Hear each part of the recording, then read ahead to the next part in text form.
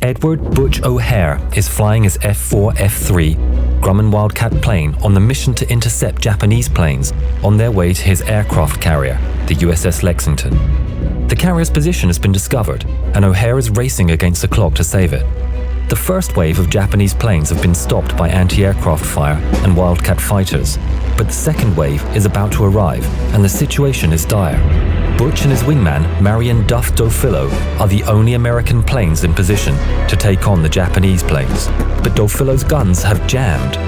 With 3 minutes left before the Japanese reach the USS Lexington, this brave pilot with an incredible background story makes the decision to engage the enemy alone. Butch's father was Edward Joseph E.J. O'Hare, also known as Easy Eddie. The family lived in St. Louis. They were of humble beginnings and lived in the apartment above Soulard Grocery Store, which belonged to E.J.'s father-in-law. He taught his son how to shoot, and Edward became quite the marksman.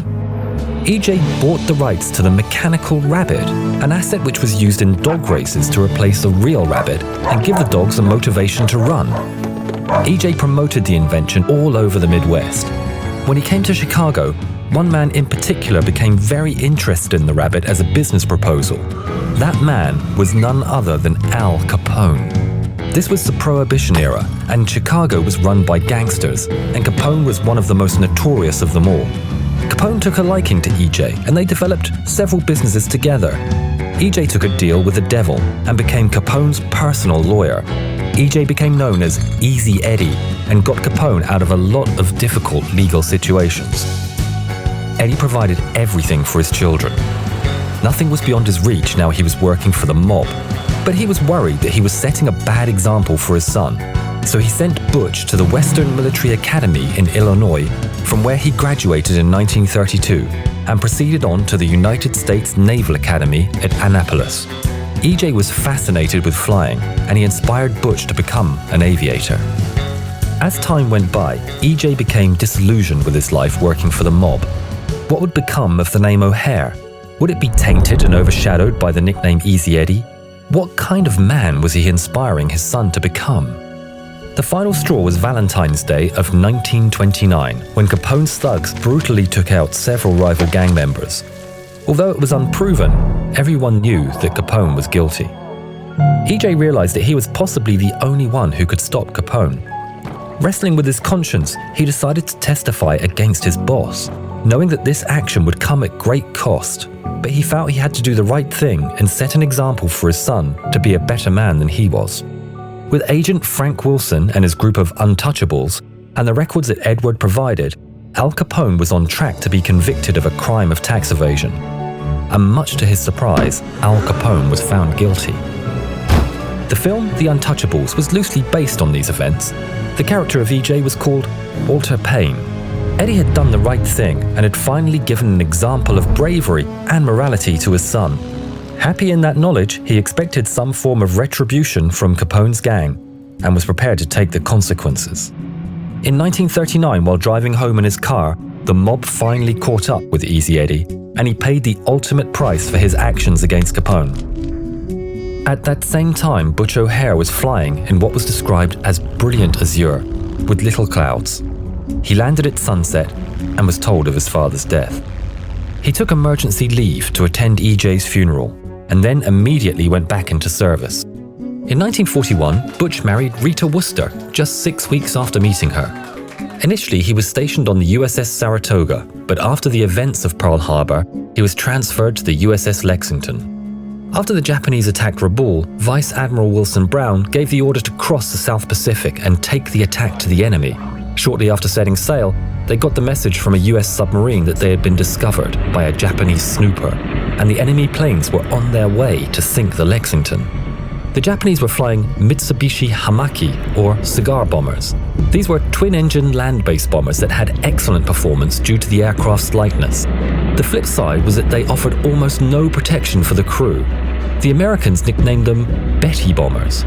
They attacked in 2 waves of 9 and 8 planes. The first wave was taken out by fire from the carrier. Butch and his wingman, Marion Duff Dofilo, launched from the carrier just as the second wave approached. It became clear that only the 2 of them were in a position to stop the attack.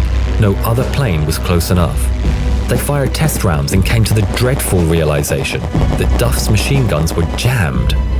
That left Butch on his own as the only fighter who could stop the Japanese from destroying the USS Lexington. He had enough ammunition for just 34 seconds of fire.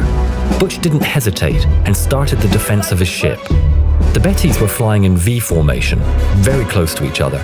They outnumbered Butch by 8-1. Butch started the attack, and 2 Japanese planes were immediately incapacitated. Butch knew what he was doing. He was an exceptional marksman and carefully conserved his ammunition. 2 planes were down, but there were 6 more to go. The USS carrier was still in danger. Alone in the sky and facing insurmountable odds, Butch showed true grit and turned his plane once more to face the 6 enemy planes. His strategy was to go for accurate shots to the engines and fuel tanks. He took aim and pressed fire. The 3rd plane was damaged, and then the 4th plane was shot down. In the 6th Betty was Lieutenant Commander Takuzo Ito. He came close to bombing the carrier, but Butch was relentless. He concentrated all his fire on Ito's Betty. The explosion was so powerful that Ito's engine nacelle burst out of the plane and it fell into the water. But the fight wasn't over. The 1st plane, although heavily damaged by Butch, managed to regain power and caught up with him. Butch started shooting but ran out of ammunition. Frustrated, he pulled away, hoping that the anti-aircraft guns would shoot the 4 remaining bombers. The remaining Bettys dropped their ordnance. With the Japanese airmen rattled by Butch's defense, every single one missed their target, and their bombs fell harmlessly into the ocean. Just 2 of the Bettys escaped, 3 were shot down, and the other 2 were lost.